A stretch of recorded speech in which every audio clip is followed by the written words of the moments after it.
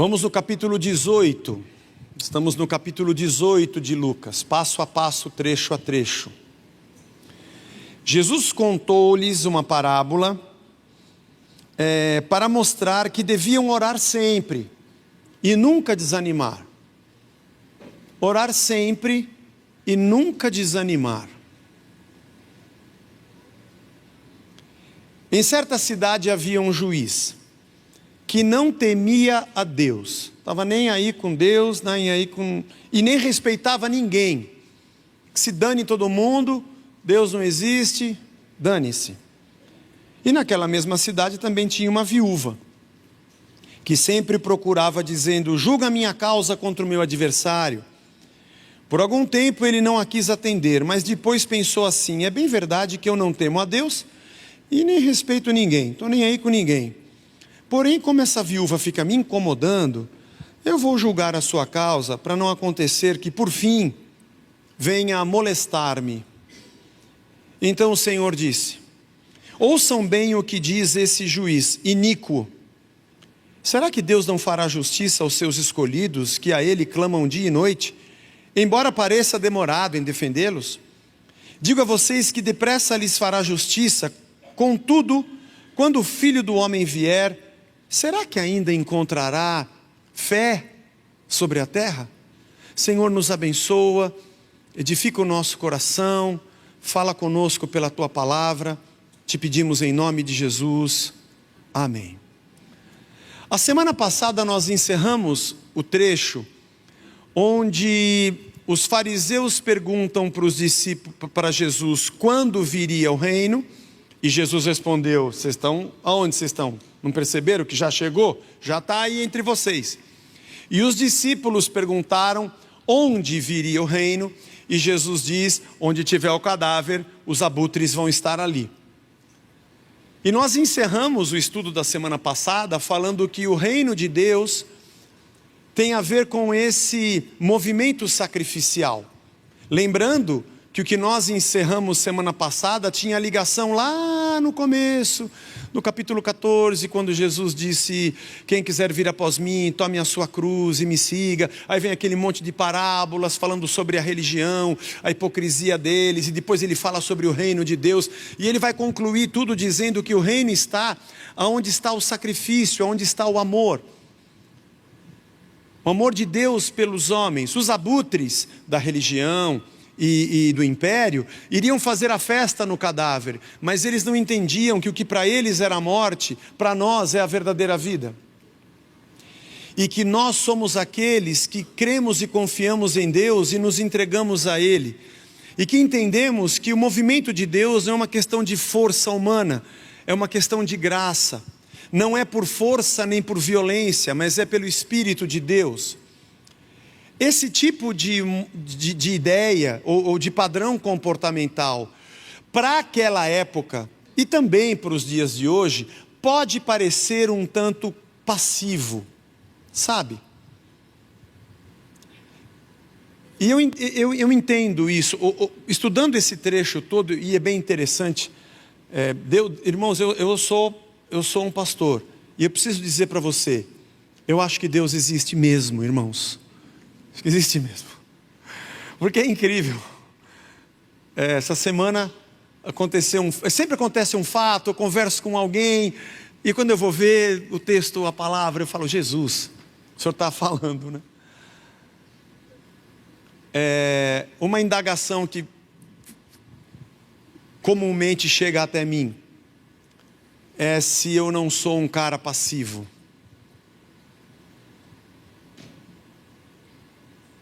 Gosto muito da Casa da Rocha, eu vou lá, assisto alguns cultos. Mas tem umas coisas que me incomodam, porque parece que é ensinado para as pessoas que elas devem ser passivas. Devem aceitar tudo caladas.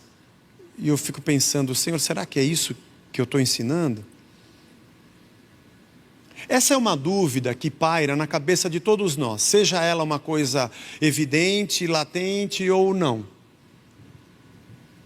O quanto eu devo confiar e o quanto eu devo me movimentar para? Aliás, essa é uma pergunta para a teologia milenar. Pergunta de $1 milhão. Por quanto tempo eu oro e confio, e quando eu devo me mexer para fazer a coisa acontecer? O quanto eu confio na soberania e na mão de Deus, e o quanto eu tenho que entender a minha responsabilidade humana de como e quando eu devo agir. Eu acho que o grande problema é que nós tratamos essas duas coisas como sendo ambientes ou atitudes excludentes. Que se eu sou alguém que eu tenho fé, eu cruzo os braços passivamente, ou se eu sou alguém que vou praticar algo para que eu tenha uma solução, eu devo esquecer a minha oração. E se você acha que eu vou fazer essa pregação para responder essa pergunta, não.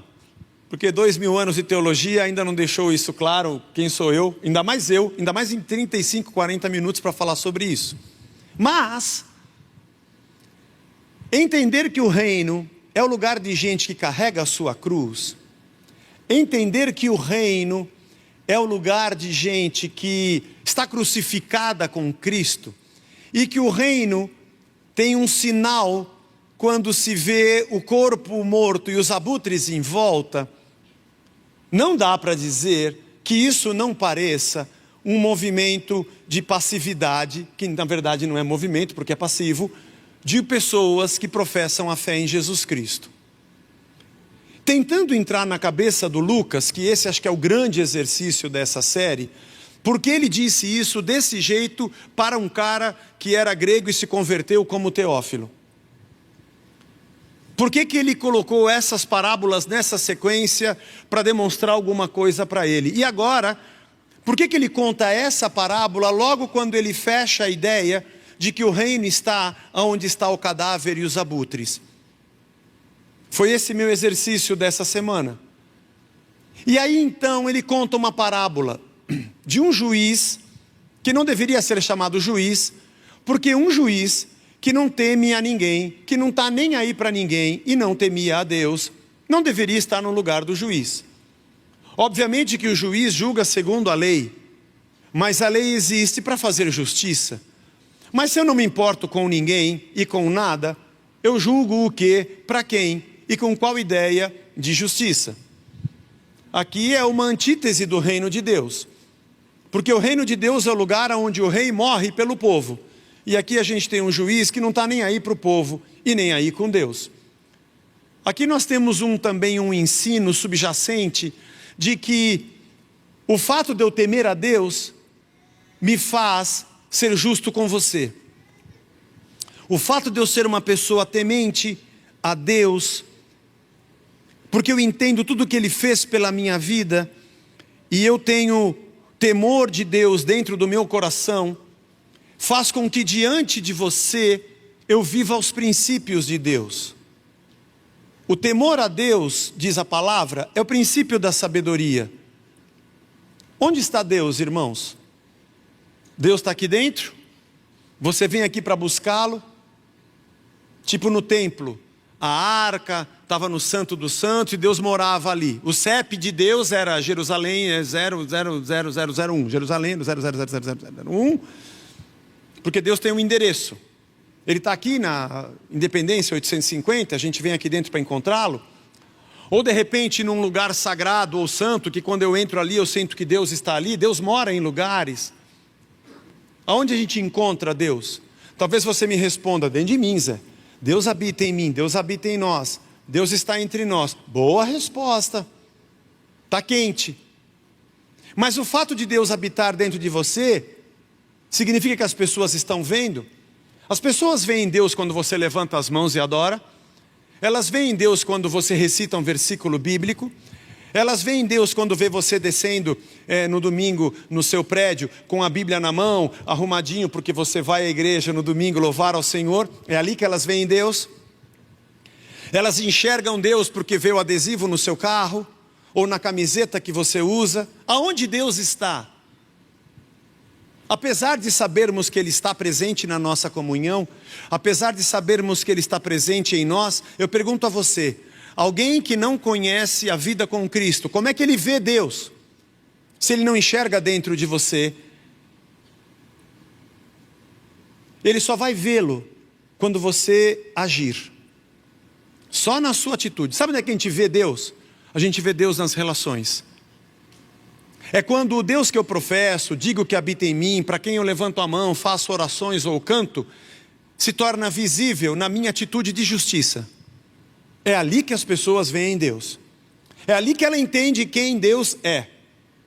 Ela pode ver pela televisão pregações, ou assistir ritos, ou ver o seu movimento de religião aos domingos. Mas ela não consegue enxergar Deus, a não ser quando esse Deus que a gente fala, professa, diz e demonstramos, ou dizemos que conhecemos, aparece na minha atitude de justiça.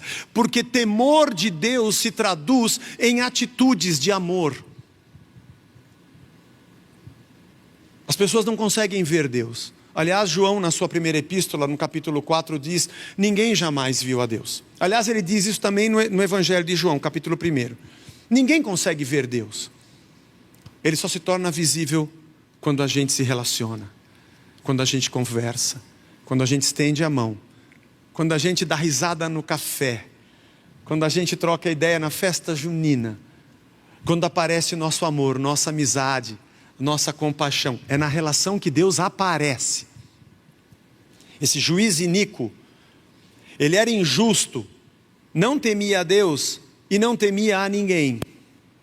E uma mulher viúva, necessitada naquela sociedade, ser mulher era não ser nada, e ser viúva era não ser nada e não ter ninguém por você.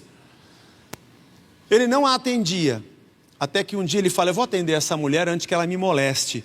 E aqui no original, o molestar não é ficar enchendo a paciência, é pegar um taco de beisebol e dar na cabeça dele. Antes que essa mulher me mate, eu vou atendê-la. Essa é a tradução, é mais ou menos isso. É molestar no sentido físico, na agressão. E ele atende essa mulher. Por que Jesus está contando essa parábola? Será que ele está querendo dizer que nós devemos apurrinhar Deus? Porque essa parábola, ela exemplifica a nossa relação com Deus. O começo da parábola, Lucas escreveu para o Teófilo dizendo: Jesus propôs uma parábola para dizer que a gente deve orar e não desanimar. Vamos para uma outra pergunta. O que é perseverança? O que significa perseverar? Também é uma pergunta de $1 milhão. Você tem que ser perseverante. Verdade, esse é um valor bíblico de um discípulo de Cristo. Ele persevera. Essa mulher perseverou. Ela precisava de justiça, uma causa injusta contra ela. O texto da parábola de Jesus não está falando sobre vontade própria dela, sobre um capricho dela, sobre um desejo pessoal dela. Fala de uma injustiça que a gente não sabe qual é, contra ela. Porque gente que negou a si mesmo, gente que foi para a cruz, gente que entende que o reino de Deus começa onde tem um cadáver e tem os abutres, pode parecer que esse tipo de gente é gente que aceita qualquer coisa. E essa mulher não queria ser assim. Ela vai bater na porta do cara e, se for preciso, eu dou com um porrete na cabeça dele, porque ele é injusto. E aí Jesus diz: ouçam o que diz esse juiz iníquo. E pergunta: será que o pai de vocês é igual a esse cara? Eu já ouvi pregações dizendo que nós devemos ser igual à mulher, perseverantes como ela. E isso subentende que Deus é igual a esse juiz. Certo? Ele é um juiz iníquo. Ele é o tipo de Deus que não está nem aí com você. Ele é o tipo de Deus que não crê em Deus e em homem nenhum. Ele é o tipo de Deus que quer que você se dane. Porque nós carregamos essa ideia, uma ideia formada na nossa cabeça sobre o caráter do nosso Pai. E é por isso que a religião adoeceu.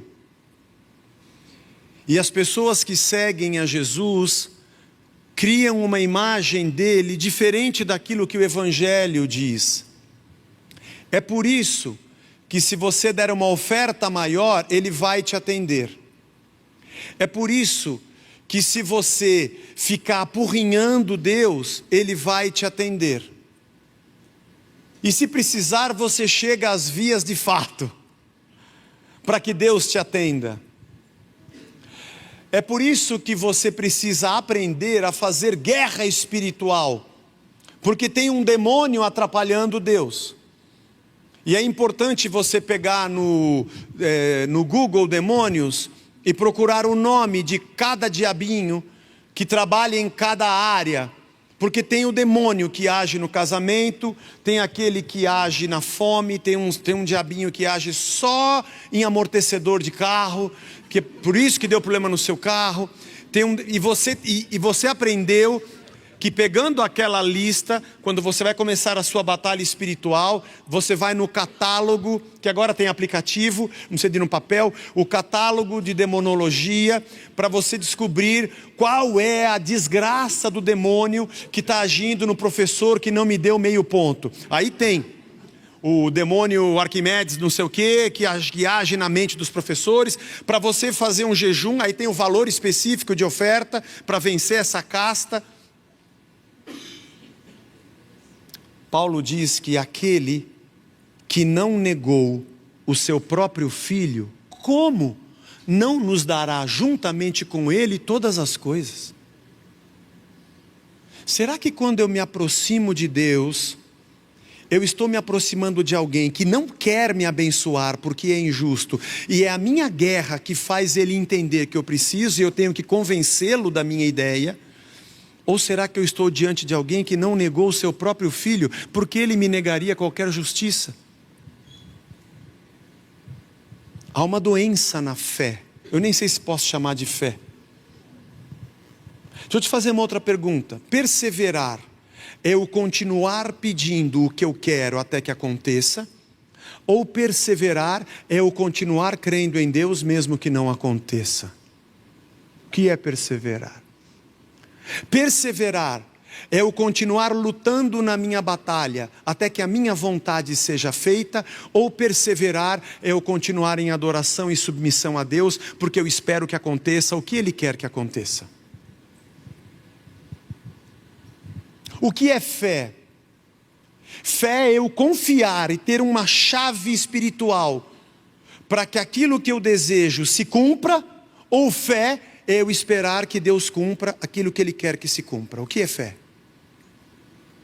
O que é fé, irmão? Fé é acreditar que o dinheiro que eu preciso vai vir na minha conta, ou fé é eu confiar que Deus é bom e vai cuidar de mim com ou sem dinheiro na minha conta. O que é fé? Quem é o Deus a quem eu sirvo? Mas a parábola foi contada para dizer que nós devemos orar e não desanimar. Porque nós precisamos do ambiente da oração. Nós oramos aqui por irmãos nossos hoje pela manhã. O Gerson falou dessa menina que nós temos orado por ela nas reuniões de casais, nas reuniões aqui na igreja. Talvez você, como eu, que essa semana estava orando por uma situação que eu tenho há 11 anos. E não se resolveu ainda. E vira e mexe acontece uma coisa e eu lembro dela. E eu falo, Senhor, não esquece de mim. Estou aqui. Lembra do negócio lá? Não, veja, não quero. Não, Senhor, não estou dizendo que o Senhor esqueceu. Eu sei que o Senhor não esqueceu. É tipo o filho que fala assim, mãe, que vai ter para almoçar? A Blanche fala, aqui tem mamãe, você acha que eu não fiz almoço? Ah, mas eu vim só perguntar, não quero dizer que a senhora é uma mãe relapsa, pelo amor de Deus, né? Mas essa coisa de, eu preciso da fé, eu preciso desse ambiente onde Deus fala, calma Zé, eu estou aqui com você. A minha oração é um lugar onde eu entro de novo preocupado para falar, mas eu saio confortado, porque eu ouvi. É o colo do pai, onde eu posso deitar e falar: pai, está difícil aqui. Ele fala: calma, eu sou teu Senhor.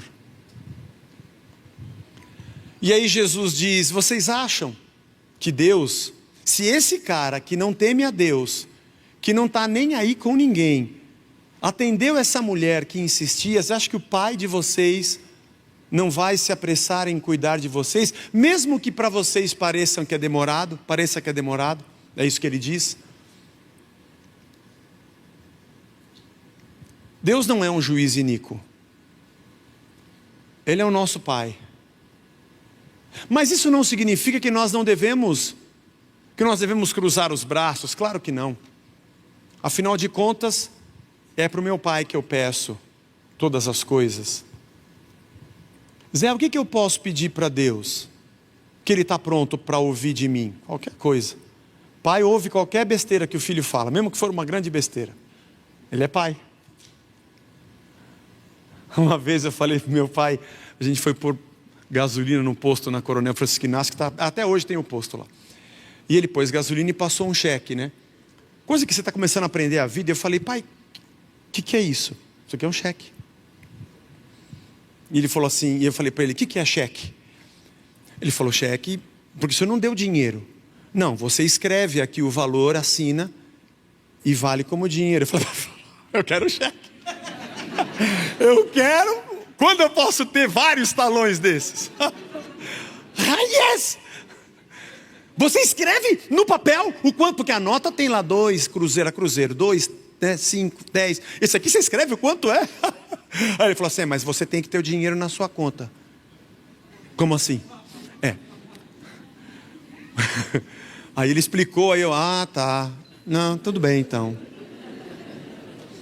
Não, tudo bem. Achei que era um papel que eu escrevia o quanto valia, inventei dinheiro. Não, não é.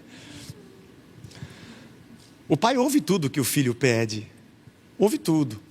E tem hora que ele fala assim: não, filho, mas não é assim. Não é. Como que é então? É assim. Tá bom. Então tá bom. Zé, o que eu posso pedir que Deus me ouviria? Qualquer coisa.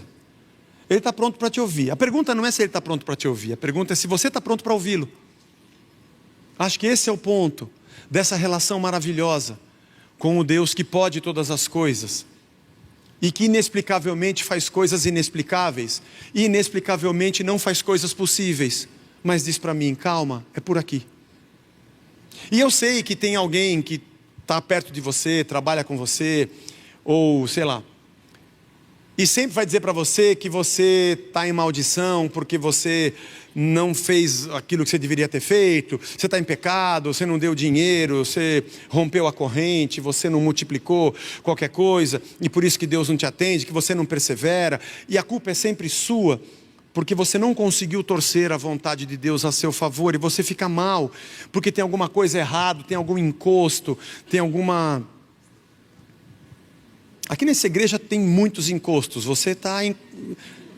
Inclusive, você percebeu que as nossas cadeiras quebram de vez em quando, né? Vai quebrando, a gente vai trocando por uma melhor, tá? Para a gente não ter que trocar todas de uma vez. Então, quando você sentir que ela quebrou o encosto, não é encosto e você não está em pecado e nem está gordo demais. A cadeira não é tão boa assim mesmo, irmãos. Mas enfim, queria dizer para você nessa manhã que está tudo bem. Tudo bem, tá bom? Está tudo bem. Continue orando. Continue conversando com Deus no colo do seu pai. Porque isso é fé. E continue trabalhando. Continue agindo como você tem agido. Em paz. Em paz. A chave não foi dada a nós. Essa mulher insistiu e quase chegou a vias de fato para que o cara atendesse. Nós não. Nós vivemos sempre em oração, sempre, porque a gente ora sem cessar. A diferença é que eu não estou conversando todo dia, dia e noite, com um Deus que eu tenho certeza que é mau, e se eu não orar Ele não vai me atender. Não, eu oro dia e noite, eu estou sempre no colo dEle, porque eu tenho certeza que Ele é bom. E eu confio nesse Pai. Isso é fé. É por isso que no final desse texto, Jesus diz assim: quando o Filho do Homem voltar, será que ele vai achar fé na terra? De que fé ele está falando? Essa pergunta, quando o Filho do Homem voltar, achará fé na terra? Essa palavra quando, para nós na língua portuguesa, é um advérbio. Esse advérbio também existe na língua grega original. Mas nessa frase que nós traduzimos como quando, ele tem uma partícula interrogativa, ara. Essa partícula interrogativa é uma partícula interrogativa que pressupõe uma resposta negativa. Nossa, que coisa complicada. Não é complicado não, eu vou te explicar e você vai entender. É que na língua portuguesa a gente não precisa de uma partícula. A nossa entonação é que dá essa ideia. No grego não é só a entonação, tem uma partícula interrogativa específica. Eu vou dar um exemplo, parece difícil, mas é muito fácil. Eu vou falar do exemplo das mães, das mulheres aqui, e os maridos vão entender, e as mulheres vão entender perfeitamente, e os filhos aqui, todo mundo vai entender. Quando a mãe tenta manter a casa limpa, organizada, a Blanche, quando chega em casa e ela fez uma compra, quando ela entra com o carro e dá várias buzinadas, tipo Rush, YYZ, alguém conhece essa banda? Vai ouvir. Quando ela faz isso é porque ela está dizendo, código Morse dela, eu passei no mercado, estou cheia de sacolas, venham me ajudar a carregar na cozinha, para a cozinha. E todo mundo, eu, a Vitória, o Lennon, todo mundo vai lá. Existe um tipo de pergunta que a gente faz, que a nossa expectativa é de uma resposta positiva. Pessoal, tem alguém aqui que pode me ajudar a carregar isso aqui? Ou eu posso? Pô, obrigado. É uma pergunta que eu estou fazendo. Tem uma interrogação no final. Tem alguém aqui que pode me ajudar? E a minha expectativa é de que a resposta seja positiva. Então, pessoal, venha, obrigado. E você carrega as sacolas. Mas tem um tipo de pergunta que a mãe faz, que é uma pergunta, mas não é uma pergunta, é uma certeza que vão dizer não. Por exemplo, ela pega a sacola e fala, não tem ninguém nessa casa que me ajuda a carregar a sacola, né? É uma pergunta, e ela carrega todas, mas não é uma pergunta. Ela tem certeza que a resposta é, não tem ninguém mesmo. Então ela já sai carregando as sacolas. Nós não temos uma troca de advérbio por uma partícula interrogativa para demonstrar que eu estou perguntando, mas essa pergunta eu tenho certeza que a resposta é não. Ela é uma afirmação em forma de pergunta. Mas no caso da língua portuguesa, é só uma entonação que a gente dá, uma ironia na nossa pergunta. Ninguém lava a louça aqui nessa casa, né? É uma pergunta, que não é uma pergunta. A resposta é não, ninguém lava a louça aqui nessa casa, né? Tem outra típica que as mulheres vão saber. Não tem ninguém para limpar o cocô do cachorro, né? Claro que a resposta é não, porque o cocô está lá. O cocô é a prova de que a resposta é não. Não é uma pergunta, é uma afirmação em forma de pergunta. Então, o que Jesus está dizendo aqui é esse tipo de pergunta irônica. Dizendo, vocês acham que o Filho do Homem vai encontrar fé na terra quando ele voltar? Não. Ele vai encontrar tudo isso que vocês estão vendo. Ele vai encontrar o comércio da religião. Ele vai encontrar a gente paranoica tentando fazer de Deus um ídolo. Porque a diferença de um ídolo é que o ídolo é uma imagem. É uma imagem de uma divindade com a qual eu não me relaciono. Esse ídolo não tem parte no meu caráter, na minha existência. Ele é uma divindade externa e a minha relação com ele se dá através de oferendas. E eu faço as minhas oferendas e os meus rituais e só fico esperando, beleza, deu certo. E eu vou recolher o resultado dessa relação. O ídolo não quer saber como é que eu sou, nem quem eu sou. O ídolo não tem um princípio de vida que ele quer que eu viva. Aliás, o ídolo não está pregando para mim o que é correto e o que não é correto. O ídolo não diz para mim se o meu caráter e a minha ética tem que ser assim ou assado. Aliás, o ídolo não quer saber de nada, porque fui eu que o inventei. Mas eu acredito que aquele meu ritual e aquele meu sacrifício vai me dar o que eu quero, porque na verdade o ídolo é apenas um mecanismo espiritual de exercício de prática religiosa que cumpre aquilo que eu desejo. É um gênio da lâmpada. Agora, Deus não é um ídolo. Ele habita em mim. Ele muda a minha mente, Ele muda meu coração, Ele muda minhas atitudes, Ele muda os meus valores, Ele muda o meu desejo, Ele muda a maneira como eu me relaciono com o mundo. Ele quer habitar em mim, filho meu, dá-me o teu coração. Ele quer habitar e ter comunhão para me transformar numa nova criatura. Isso custa muito mais caro do que qualquer oferenda. Oferenda sai do bolso, mas a transformação da minha vida sai da minha alma. Isso me dói demais. É muito mais fácil me relacionar com um ídolo, porque depois eu saio dali e faço da minha vida o que eu quiser. E muita gente faz Jesus Cristo, Pai, Filho e Espírito, transforma esse Deus num ídolo, num pedestal. E não quer a interferência desse, não vem dizer para mim como é que eu devo ser, minha justiça e o meu temor. Já trouxe minha oferta, já fiz o que eu queria, cantei a música oficial e vim no dia da vitória. Você me dá o que eu quero, porque é isso que eu preciso. Deus não é nosso ídolo. Ele é nosso Senhor, é nosso Pai. Irmãos, está tudo bem. Não está faltando nada. Continue. Ore, vai para o colo do Pai. Ele é Senhor. Ele é Senhor. Ele cuida de tudo na nossa vida. Vocês acham que eu vou voltar na terra e eu vou encontrar fé? Você acha que eu vou encontrar muita gente que quer negar a si mesmo? Você acha que o Filho do Homem vai encontrar gente que está a fim de ir para a cruz e dizer, estou crucificado com Cristo e não vivo mais eu? Você acha que eu vou encontrar gente que diz, eu quero ter a mente de Cristo e a mesma atitude e sentimento que estava em Cristo Jesus? Filipenses 2,5. Você acha que eu vou encontrar gente que está a fim de dizer, Senhor, seja feita a tua vontade? Oh, nada. Vai ter um pouquinho de gente que vai ser assim, Senhor, eu quero estar no meio do pouquinho. E o mundo que nós vivemos hoje é um mundo tão difícil de viver. Tão difícil de viver. Nós temos que lutar contra tudo e todos para a gente permanecer vivo. A vida é uma grande guerra. E você batalha o dia todo. Você batalha nesse mundo para que você tenha o direito de ter uma coisa que deveria ser o seu direito.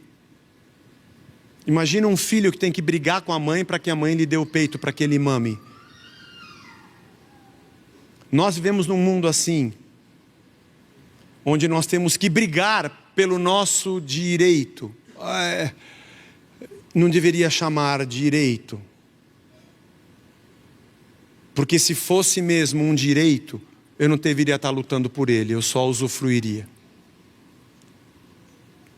Por isso, a fé adoece e nos transforma num exército de guerreiros contra o próximo, contra as estruturas organizadas na terra e até contra Deus.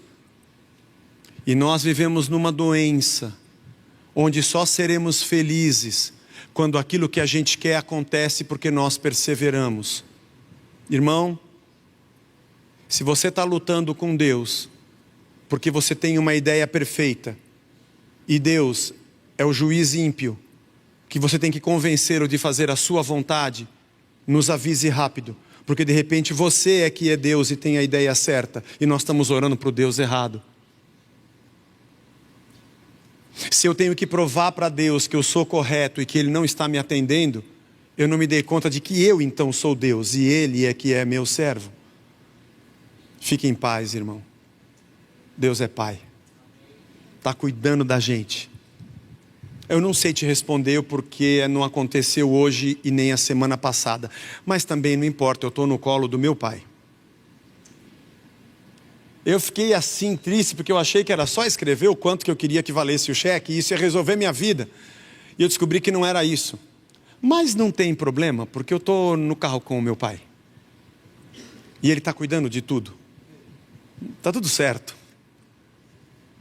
E quem foi que disse que aquilo que eu queria, do jeito que eu queria, na hora que eu queria, era mesmo o que eu precisava, do jeito que eu precisava? Eu estou no colo do meu pai, que eu oro dia e noite. Minha perseverança não é a luta para que aconteça o que eu quero. Minha perseverança é continuar sendo um filho de Deus, apesar das coisas não acontecerem do jeito que eu quero.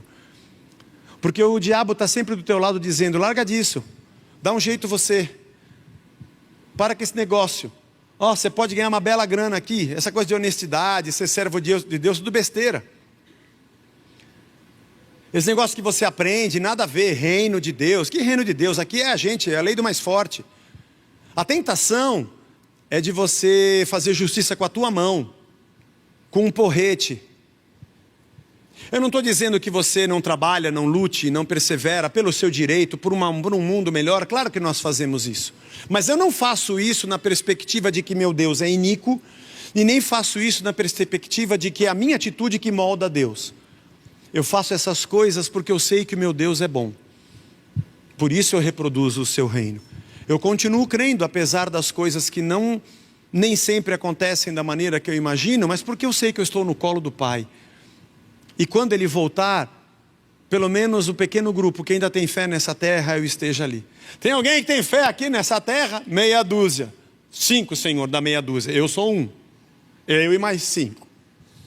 Eu quero crer.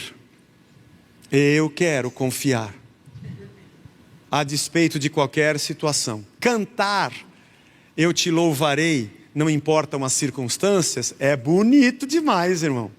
A gente levanta a mão e chora, mas a gente sai por aquela porta, muda a circunstância e a gente já para de cantar. Seria muito legal a gente viver o que a gente canta. Mas um dia a gente consegue. Eu não sou diferente de você. Eu também guspo parafuso. Sabe como é que é? Às vezes eu falo umas coisas que quando abre balãozinho, tem jogo da velha, lagartixa, sabe? Arroba, e aquelas coisas, sapo, símbolo do Corinthians, aquelas coisas, aquele monte de coisa horrível. Eu também, como você. Mas eu preciso todo dia falar, Senhor, eu estou em paz. Eu quero viver sim pela fé.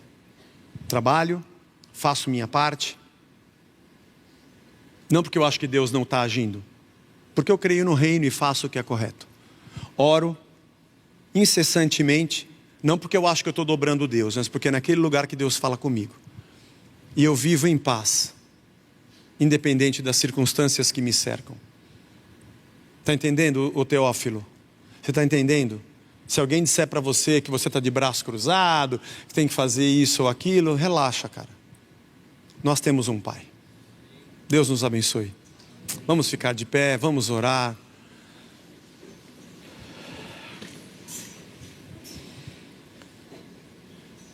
Senhor, nós estamos aqui nessa manhã, mais um domingo, juntos. Uma alegria enorme de nos revermos, adorarmos juntos, ouvirmos a Tua palavra e sermos edificados. Obrigado, Senhor. Muito obrigado. Tu és o nosso Pai. O Senhor nos ensinou a negarmos a nós mesmos, a tomarmos a nossa cruz. O Senhor nos disse que aonde estiver o corpo e o cadáver estiverem os abutres, ali está o Teu reino. Mas tem dia, Senhor, que a gente para e fala, não, eu vou chutar tudo isso aqui, eu vou dar um jeito para resolver isso, isso e aquilo. Que o Teu Santo Espírito nos ajude a discernir entre atitudes que são pertinentes a um discípulo Teu e aquelas que não são. Que Teu Espírito nos ajude a discernir sobre fé e oração. A fé que é pertinente a um discípulo Teu e aquela que não é. Que quando eu tiver as minhas ações, elas sempre sejam um reflexo da Tua justiça e do Teu reino. Não da minha tentativa de resolver sem Deus. E quando eu estiver em oração, que ela seja um reflexo de quem descansa no Teu caráter, não de quem acha que o Senhor é um Deus iníquo, um juiz injusto. E nos dá a tua paz, de saber que estamos nas tuas mãos, Senhor. Tu és o nosso Deus. Cuida do nosso lar, cuida dos nossos filhos, cuida do nosso trabalho. Nos ensina a cada dia a sermos mais perseverantes nos teus valores e na tua verdade. E obrigado porque tem dia que eu te peço e o Senhor me atende e eu estou no teu colo. Tem dia que eu te peço e o Senhor diz, não, isso aqui não é bom para você, e eu estou no teu colo. Mas sempre que eu oro, eu mais ouço do que falo, porque tu és Pai. Coloque em nós, Senhor, essa certeza e o descanso da fé de que Deus é um Deus justo e não um juiz injusto. Que a minha perseverança não é uma paranoia, é uma certeza. Que a minha oração não é uma máquina de milagres, mas ela é a conversa de um filho com o seu pai amado. E a cada dia, Senhor, isso cresça dentro de nós. E quando o Senhor voltar, com aquela certeza de que vai achar muito pouca fé na terra, nós possamos estar entre esses poucos. Mas eu quero continuar confiando em Ti. Essa semana começa e eu sei que muitos dos meus irmãos aqui, como eu também, temos interrogações, dúvidas, reuniões, vendas, compras, processos, incertezas, exames, inseguranças. Nos dá um banho de paz, porque estamos nas mãos do nosso Pai, que não é um juiz iníquo, que está conosco e cuida de nós. Essa nossa serenidade e essa nossa certeza se reflita no nosso lar, nos nossos relacionamentos, na educação que damos para os nossos filhos, porque essa é a paz que excede o entendimento humano. Se alguém me perguntar por que eu estou em paz, eu não sei explicar matematicamente, não no caos que eu ainda me encontro, mas eu posso explicar espiritualmente, no Deus que em mim habita. Nos fortalece na fé, abençoa a nossa semana, é o que nós te pedimos em nome de Jesus, amém, amém.